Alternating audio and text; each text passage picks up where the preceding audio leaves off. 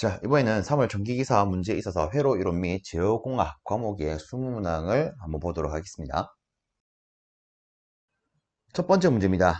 그림에서 A에 알맞은 신의 이름은 하고 물었습니다. 그리고 아래쪽에 보니까 하나의 개통도가 주어져 있습니다. 일단 보면 얘가 피드백 제어 시스템에 대한 개통도겠구나 이렇게 파악할 수 있겠죠. 그럼 여기서 우리 바로 각 부에 대한 부분을 조금 생각을 해보겠습니다. 실상 여기 보시면 기준 입력 요소가 있는데 이걸로 우리가 넣는 어떤 값을 목표값이라 부릅니다. 다르게는 우리가 실질적인 입력 이렇게 부를 수가 있죠. 그래서 이 목표값이 기준 입력 요소로 들어가면요. 이 기준 입력 요소에서는 이 지역에 필요한 신호로 바꾸게 됩니다. 그 신호를 우리가 이렇게 부를 수가 있습니다. 요거를 빼서 기준 입력 신호야. 그리고 실상 이 부분에서 피드백 되는 신호, 즉 주계한 신호와 이 기준 입력 신호가 만나서 또 하나의 신호를 이루게 되는데 얘를 우리가 동작 신호라고 부르죠. 그래서 이 문제의 답은요, 일단 4번이 되겠습니다. 그리고 이 동작 신호가 제어 요소에 들어가는데 실상 이 제어 요소를 좀 더 자세히 뜯어다 보면 이 내부에는 조절부와 이렇게 조절된 것을 실상 조작할 수 있는 조작부 이렇게 자세히 뜯어다 볼 수가 있고요. 이 조작부에서 다시 이 제어 대상으로 가해주는 어떠한 양을 우리는 조작량이라고 부릅니다. 그리고 여기서 이제 밖으로 내보내는 이 결과물 다르게 우리가 출력이라 부르는데 이 놈을 실상 제어되는 양이다. 제어량 이렇게 부를 수가 있죠. 그리고 뭐 추가적으로 한 가지 더 떠올리자면 외부에서 작용하는 교란 신호 외란도 들어올 수 있더라. 뭐 이런 식으로 우리가 따져볼 수 있겠습니다.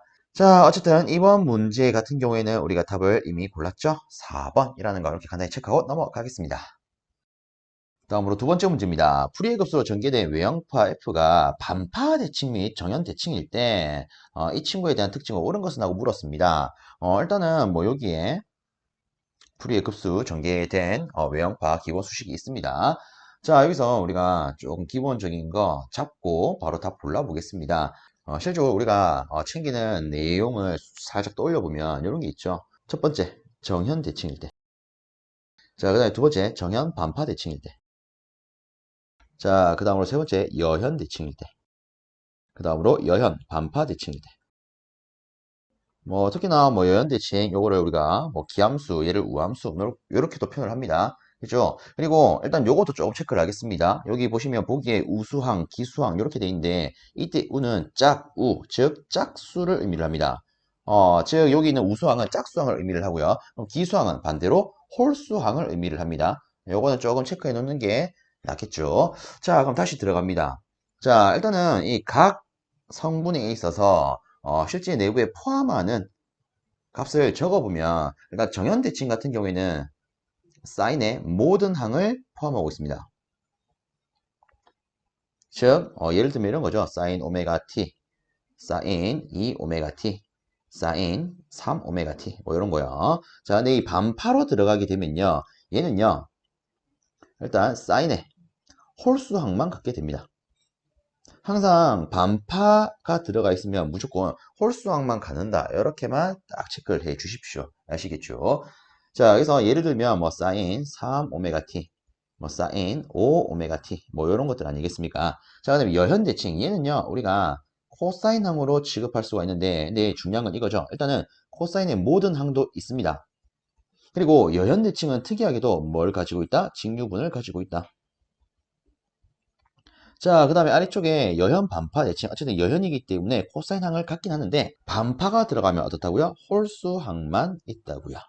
홀수항만. 그래서 요거는 여러분들이 조금 챙겨 놓으시는 게 좋지 않을까 싶어요. 실상 이 문제가 요 개념 가지고 바로 고를 수 있는 문제이기 때문에요. 자, 일단 보시면 이렇게 되어 있습니다. 일단 AN과 BN 뭐 이렇게 주어져 있는데 실상 AN은 코사인과 관계된 하나의 상수고요. BN은 사인과 관계된 하나의 상수예요. 그쵸? 즉 코사인을 의미하는 게 AN, 사인을 의미하는 게 BN이 될 겁니다. 그럼 여기서 어쨌든 반파 대칭 및 정현 대칭 아니겠습니까?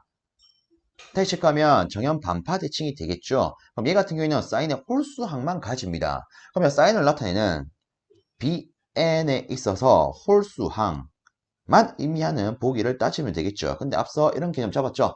홀수항을 다르게 뭐라 부른다고요? 기수항이라 부른다고요. 그래서 답은 4번 이렇게 고를 수 있겠습니다. 다음으로 세 번째 문제입니다. 어떤 회로망의 사단자 정수가 이렇게 되어 있을 때 이 회로망의 C는 하고 물었습니다. 일단 이 문제는 우리가 어떻게 접근을 해야 될까? 자, 기본적으로 우리가 익히 다루는, 일반적으로 다루는 회로망은 선형 회로망이죠. 그럼 이때는 우리가 선형 회로망의 조건을 가지고 풀어낼 수가 있습니다. 자, 선형 회로망 조건. A, D-B, C는 얼마다? 1이다. 요거 이용하면 끝이 문제입니다. 그럼 요거를 우리가 C에 대해서 이항을 하게 되면 얘는 이렇게 표현이 됩니다. A, D, -1 나누기 B요. 자, 그럼 여기다가 주어진 거 그대로만 대입하도록 하겠습니다. 일단 A 값 8이에요. 그 다음에 D 값 3 더하기 J의 2에요. 그 다음에 -1에다가 B 값 J의 2입니다. 이 계산기 그대로 넣으면 되겠다. 그쵸? 그래서 일단은 뭐 많은 분들이 일반적으로 쓰시는 FX 570 시리즈라는 가정하에 언급을 하자면 얘를 계산기에 넣는다. 그러면 8, 3 더하기 2i 이렇게 넣어야겠죠. -1 나누기 2i 이렇게 넣으시면 여러분들이 갖고 계신 계산기에서는 바로 8 11.5i라는 값을 뱉어낼 거예요. 다르게 우리 기준으로 다시 표현을 하면 8 j의 11.5더라. 그래서 우리가 고를 수 있는 답안은 4번 이렇게 고를 수 있겠습니다. 다음으로 네 번째 문제입니다. 삼상 불평형 전압에서 역상 전압이 요렇게럼 정상 전압이 요렇게럼 그리고 영상 전압이 이 값일 때 전압의 불평률은 하고 물었습니다. 자, 일단은요 이 문제를 어쨌든 풀려면 불평률 관계를 알아야 됩니다. 불평형률은 간단히 정상분을 기준으로 했을 때 이때 포함되는 역상분의 비 이렇게 쓸 수가 있죠. 예를 들어 퍼센테이지로 표현하고 싶다. 그럼 곱하기 100을 하시면 됩니다. 근데 지금은 뭐 퍼센트로 물은 게 아니기 때문에 이대로 바로 계산하면 되겠죠. 자, 역상분이 35요. 정상분이 100요. 그럼 요거는 0.35더라. 이렇게 꿀꺽 드시면 되겠습니다. 다음으로 다섯 번째 문제입니다. 다음에 신호흐름 선도를 미분 방정식으로 표현한 것은? 하고 물었습니다. 단 모든 초기 값은 0이래요. 일단은 이런 신호흐름 선도 혹은 뭐 블록 순도가 있을 때 우리가 제일 먼저 따지고 볼 수 있는 것은 전달함수가 됩니다.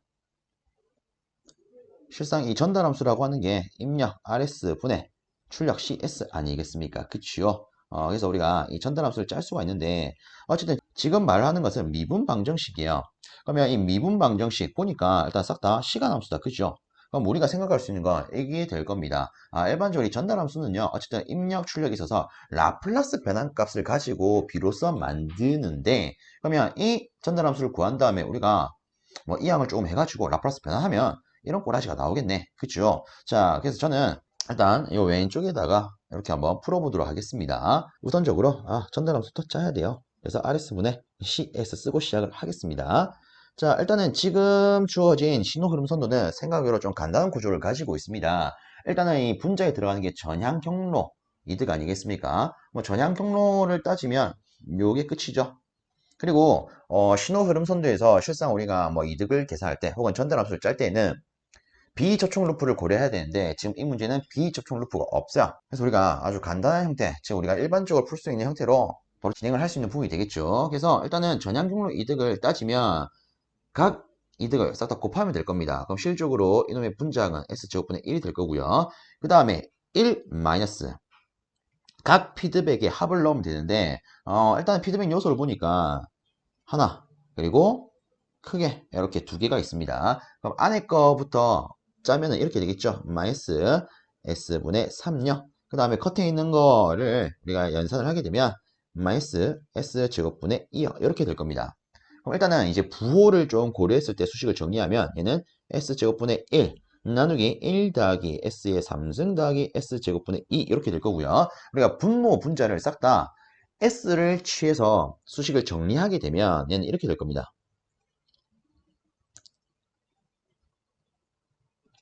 그쵸. 자, 그 다음에 우리가 여기에 있는 이 보기항을 보니까 일단은 싹 다 R을 기준으로 뭐 수식을 표현을 했어요. 그럼 저는 이렇게 놓겠습니다. 어쨌든 이 값 자체가 RS분의 CS이기 때문에 서로 이항을 합시다. 그러면 얘는 이렇게 표현할 수 있겠죠.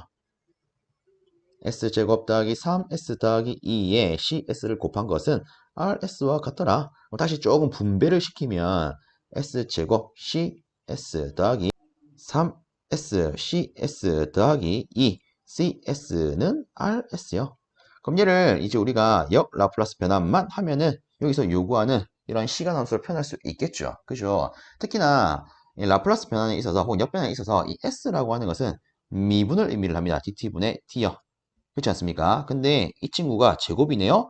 아, 그럼 요거 같은 경우에는 미분을 몇 번 해라? 아, 두 번 해라. 그러면 이렇게 쓰면 되겠죠. dt 제곱분의 d 제곱의 c t요. 자, 그다음에 더하기 3 있고요. s가 미분이니까 dt분의 d c t요. 그 다음에 2 써주고 c t요.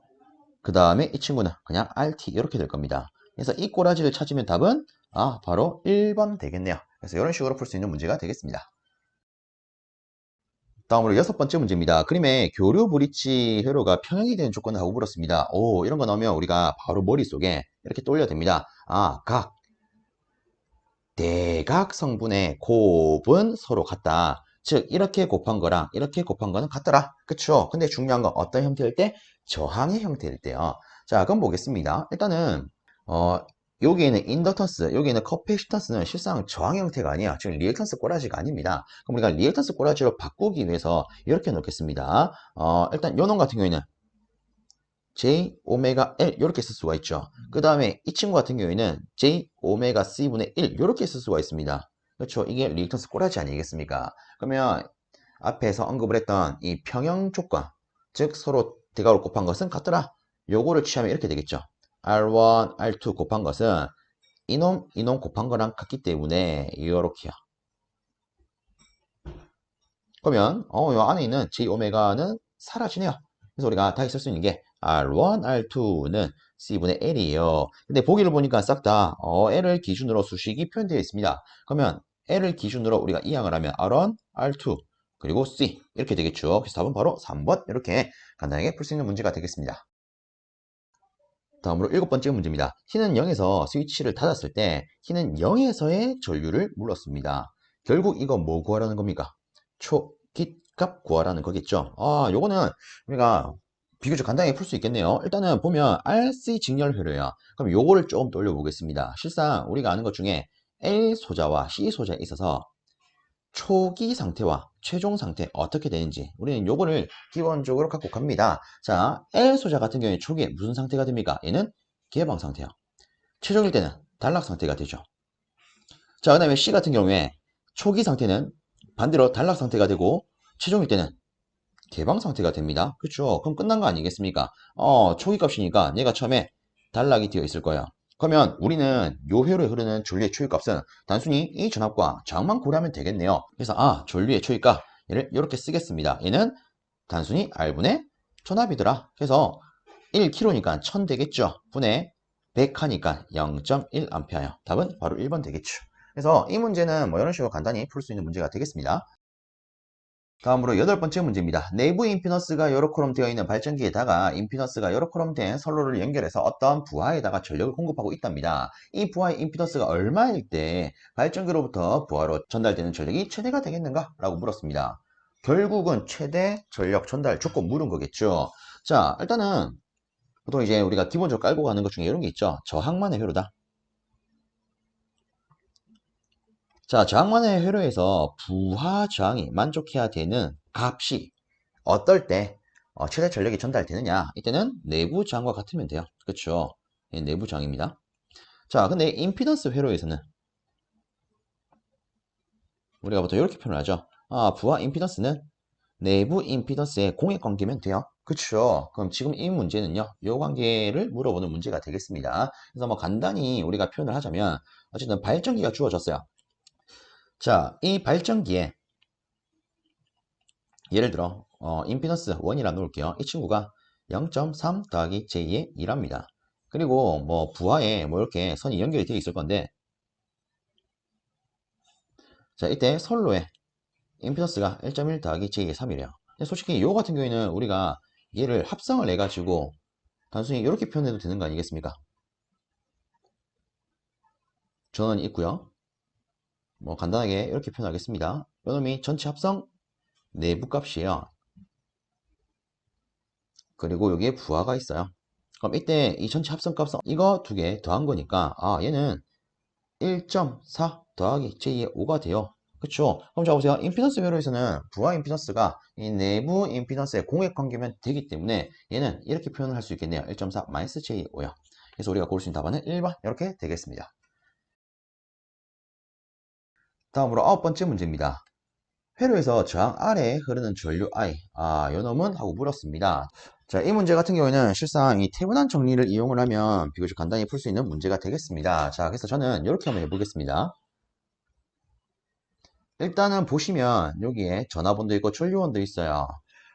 일단은 하나의 기준으로서 이렇게 한번 따져보겠습니다. 이 회로를요, 저는 이렇게 한번 조금 잘라서 표현을 해보겠습니다. 자, 여기 있는 회로를 잘라서 표현을 하면 이제 이렇게 표현이 될 겁니다. 자, 그럼 이 상태에서 저는 이 양측을 태분한 등가 변환을 시키도록 하겠습니다. 우선에 요 회로, 얘를 뭐 A 회로라 놓을게요. 얘를 B라고 놓을게요. A 회로부터 놓으면 실상 요 회로에 있어서 태분한 등가 전압과 등가 저항을 짜야 되는데 등가 전압은요 실상 이 단자 간에 걸리는 전압으로 볼 수가 있습니다. 그러면 이 회로 입장에서는 여기 걸리는 전압 아니겠습니까? 그러면 자 이렇게만 딱 봤을 때 이 전압원으로부터 이렇게 전류가 흐르게 될 거고요. 그럼 실질적으로 이 전압원의 전압은 여기에 있는 두 개의 직렬로 연결된 것으로 작용을 하는 이 저항에 있어서 전압 분배 법칙이 될 것이고 둘의 크기가 같기 때문에 얘들은 각각 3V씩 나누어 가질 겁니다. 그러면 얘를 가지고 우리가 태분한 등가 회로로 만들게 되면 이때 전압원의 전압은 3V 이렇게 표현할 수 있겠죠. 자, 그 다음으로 우리가 태분한 등가 변화를 하는 거기 때문에 여기다가 이제 직렬로 접속되는 등가 저항을 또 짜야 됩니다. 자, 이놈을 짤 때는 우리가 보통 이렇게 하죠. 개방등에서 바라보는 합성 저항력. 그렇죠? 이렇게 합성 저항을 도려낼 때는 합성 저항을 뽑아낼 때는 실상 이 내부에 전화번이 있다. 그럼 얘를 탈락시키고 전류원이 있으면 개방시킬 수가 있습니다. 그치요? 그러면 여기서 일단 얘를 단락시키고 해석을 하게 되면 이 옴자리 두 놈이 병렬로 된 거랑 같네요. 그럼 얘 합성하면 이러면 되겠죠. 자, 그래서 A 회로를 우리가 태분한 등가 변환을 시켜 봤습니다. 자, 그다음에 B 같은 경우에는 실상 이제 간단하게 볼 수가 있습니다. 일단 전류원이 있고 여기에 병렬 저항이 있어요. 얘를 우리가 노턴 회로라고 부를 수가 있죠. 그럼 이 노턴 회로를 가지고 우리가 태분한 등가 변환을 시킬 때는 정말 간단합니다. 일단은 모델부터 좀 짜놓겠습니다. 우선에 이 전류원 방향을 고려했을 때 전압원 방향 이렇게 놓을 수가 있고요. 그 다음에 이 태분한 등가 변화에 있어서 전압원은 간단하죠. V는 IR이기 때문에 전류값과 저항값을 그냥 곱하면 됩니다. 그래서 9V요. 그리고 실적으로 이때 이 노턴 회로에 있어서 이 병렬 저항값은 태분한 회로에 있어서 직렬 저항값과 같이 취급할 수가 있죠. 이렇게 해놓고 그러면 이제 이 가운데 회로를 이렇게 한번 접속을 해봅시다. 이렇게요. 자, 여기서 지금 우리가 구하고자 하는 것은 이 회로를 봤을 때 이렇게 흐르는 전류 이거 아니겠습니까? 그치요? 자, 그럼 일단은 우리가 회로를 보면 일단 이 회로의 전체 저항은 3옴이에요. 3옴. 그치요? 그러면 일단 이렇게 쓰겠습니다. 이 회로의 합성 저항은 3옴요. 자, 그 다음으로 여기에 있는 전압원과 여기에 있는 전압을 합성을 시킬 겁니다. 일단 직렬 상태이지 않습니까? 그죠? 근데 중요한 건 서로 크기도 다르고 방향도 달라요. 맞습니까? 이 방향을 고려했을 때 저는 이렇게 표현을 할 겁니다. 6V요. 그렇죠? 9V에서 3V 빼면 이거 아니겠습니까? 그죠? 그러면 자 보세요. 어쨌든 지금 이놈을 이렇게 합성을 시킨 거기 때문에 실상 이 문제에서 요구하는 전류의 방향을 표현하면 이렇게 될 겁니다. 근데 우리가 이 정보를 가지고 무엇을 구할 수 있냐면 물론 이 회로에 흐르는 전류를 구할 수가 있을 거예요. 근데 지금 우리가 등가 변환한 이놈 입장에서 보면 전압원이 위쪽을 가리키기 때문에 실상 우리가 구할 수 있는 전류는 이쪽 방향으로 흐르는 값이 될 겁니다. 그러면 이때 어쨌든 간에 이 전류값을 계산을 하게 되면 저항분의 전압하면 되니까 얘는 2A 되겠죠. 근데 애초에 지문에서 물어본 이 전류의 방향과 다르기 때문에 우리는 이렇게 답을 고를 수 있을 겁니다. 반대 방향으로 흐른다라고요. 그래서 답은 이렇게 되겠죠. 다음으로 10번째 문제입니다. 과도응답의 소멸 정도를 나타내는 감쇄비는 하고 물었습니다. 요 같은 경우에는 우리가 간단한 이치로서 이렇게 들고 갈 수 있습니다. 예를 들어 일단 이 보기를 보니까 어쨌든 오버슈트라는 개념이 있습니다. 이런 오버슈트 같은 경우에는 2차 시스템 이상에서만 나타나는 거죠. 그래서 예를 들어 이런 2차 시스템에서 오버슈트가 발생을 했대요. 이게 제1 오버슈트, 다르게 말하면 최대 오버슈트가 되겠죠. 자, 그 다음으로 올라오는 게 제2 오버슈트가 될 겁니다. 실상 여기서 이 소멸 정도를 나타내는 감쇄의 비는요, 처음에 요만큼이었는데 그 다음에 줄어서 나타난 게 요거네.